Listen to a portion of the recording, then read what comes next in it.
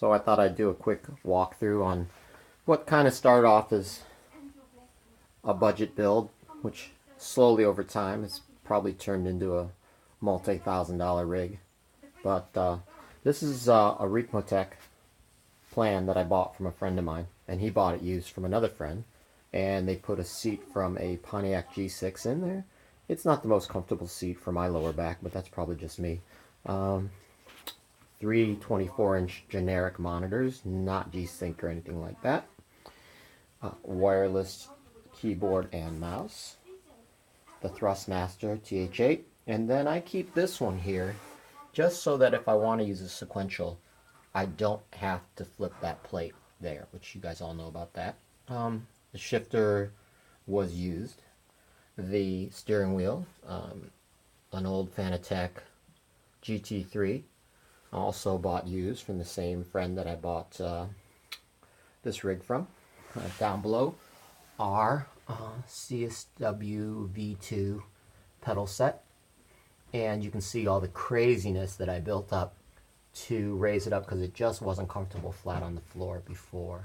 So all this, one of the great things about a wood rig is you can see how you can quickly test things out and do whatever you want with it because it's wood. You can just put in plates, put in things. You can see that piece of wood that the pedals are on.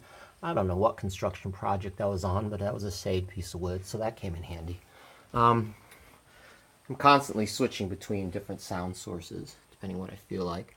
And this is an old digital preamp, or amplifier, integrated amp, and I use it to run the two speakers back there when I'm running the speakers. Up here is the latest thing that I've only had a couple days, is my Rift VR set.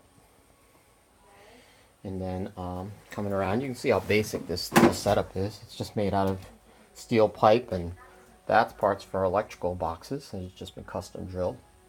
And the computer is on its second or third rebuild. And the rebuild this time involved an i5 6700K processor, 16 gigs of 2100 RAM.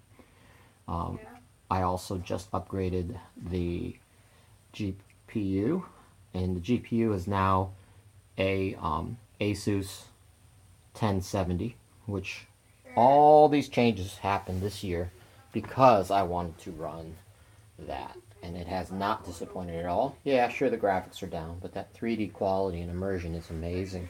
So I just thought I would show you that. Oh, just to show you how I made my keyboard mounts. It's nothing but pieces I found at Home Depot, and it works just fine, because if not, that keyboard always sat on my lap. And I can actually, while I have the headset on, I can actually feel around the keyboard enough to hit things like escape and control space to center the seat in Assetto Corsa. I generally race iRacing, Assetto Corsa, Automobilista in leagues and different setups. So anyways, that's my budget build that has ended up being become a very expensive racing rig, even though it's pretty basic.